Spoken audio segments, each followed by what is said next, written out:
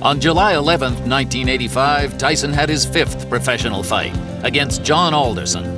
They were both undefeated and had almost identical records.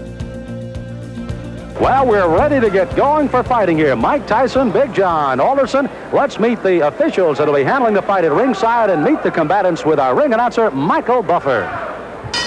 And now, ladies and gentlemen, from the Trump Casino Hotel on the boardwalk in Atlantic City, let's get ready to rumble. This is in the heavyweight division, scheduled for 6 rounds, and something's got to give. They're both undefeated. The referee for this bout is Frank Cappuccino. Introducing first in the red corner, wearing the red trunks with white trim, weighing 226.5 pounds, from Cabin Creek, West Virginia, his professional record: 4 consecutive victories, all by knockout. Ladies and gentlemen, John Alderson. And his opponent in the blue corner, wearing the white trunks with red, white, and blue trim, and weighing in at 215 pounds even, from Catskill, New York.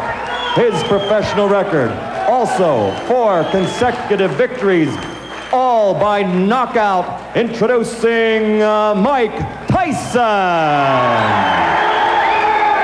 He'll be the popular one tonight as Frank Cappuccino talks to him. I want you to understand one thing. I want a good, clean, hard fight.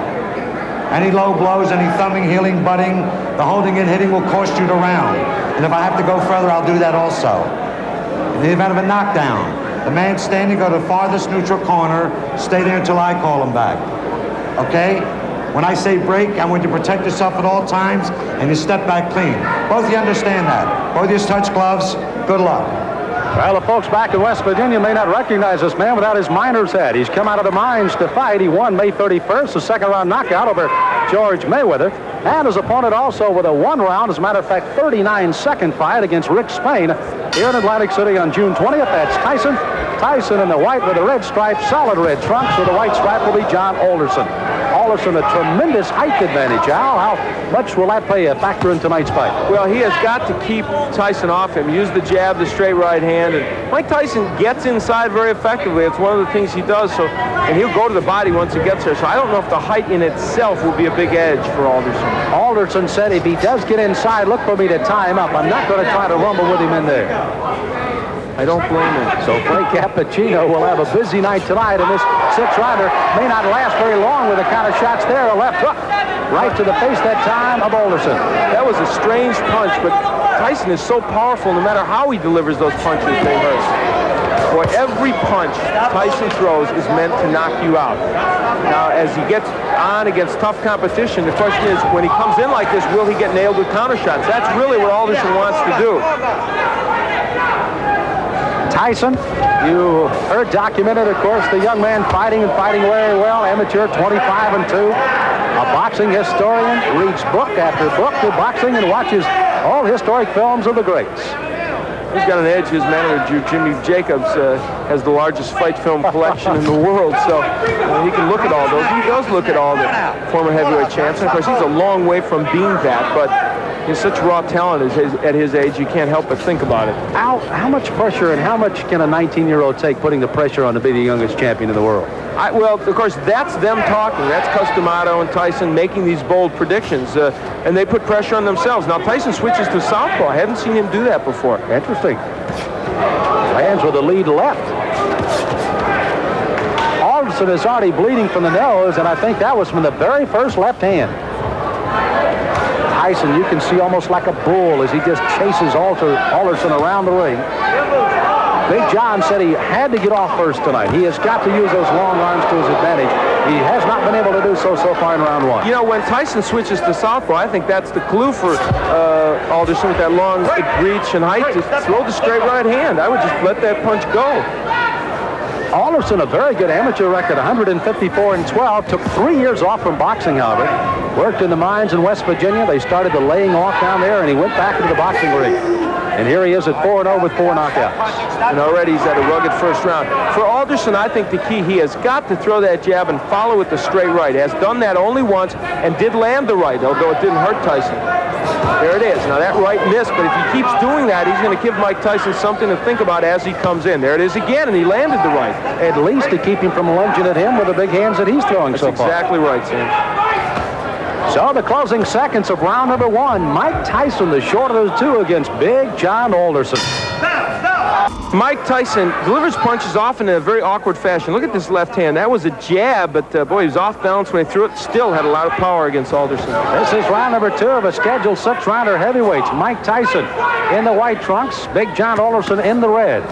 Alderson hailing from Cabin Creek, West Virginia, the home of the great basketball player, former Los Angeles Laker Jerry West.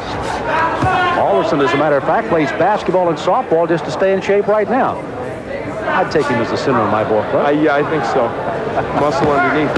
Now, Tyson, they told him to go to the body, and he's trying to do that in this round. But Mike hasn't been that busy when he gets on the inside. Good uppercut by Tyson. Alderson, you saw there, tried to lead in with a left jab and a right hand, but left himself wide open for the ducking Mike Tyson as he went right underneath.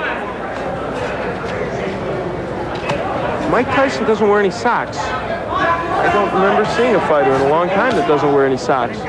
Or if he does, they're so short they don't even peek out over his shoes. I don't know what that's apropos of. It's the first time I've ever seen it, and it's kind of odd. Now there's the right. Oh, good countering right hand, and that stunned Alderman. He backs up another right hand, a combination by Tyson, and he goes on the attack. On the inside, Tyson is just ferocious. He throws those good, short, quick punches. The longest fight Tyson has ever been in has been a 4-rounder. He got a knockout there. His other 3 fights were first-round knockouts. Dan Halpin, I guess, is the only man, and this one may not go much longer, as a crushing right hand sends Alderson down. He's got a terrible cut over the left eye already. Clint Cappuccino right down in his face. He's going to make the count at 8. But that cut just on the outside of the left eye starts to ooze some blood now, and Tyson goes right back in on top of it. Tyson trying for his 5th straight knockout. Alderson weary on his feet, ready to go at any time. He's just trying to survive now. He's got to throw something out, though. He's laying in with Tyson. Frank may stop this fight. Ruling that as a slip, not a knockdown. Alderson peeking in over that swelling left eye, and here comes Tyson. Alderson throwing the right hand, no effect. Left hand that time sends him reeling against the ropes. He's almost virtually out on his feet right now, 29 years of age.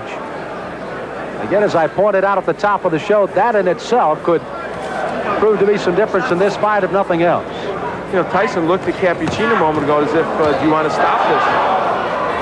There he goes right back to work on that left eye as Alderson stays on his feet. Try to gamely throw a right hand as you see the closing moments of the second round here. Alderson down in this round, may survive as he goes down again at the bell. He's got to get up. Now, a fighter cannot be saved by the bell in any round with the exception of the last, so he must come to his feet at the ruling of the referee says okay. He is, and he goes into his corner. But if he comes out to answer this bell, it'll be a gutty performance by Big John Alderson. Here's his mouthpiece. Here's his mouthpiece. Here's his mouthpiece. Look, why don't you just come back and fight another one? Huh? Okay.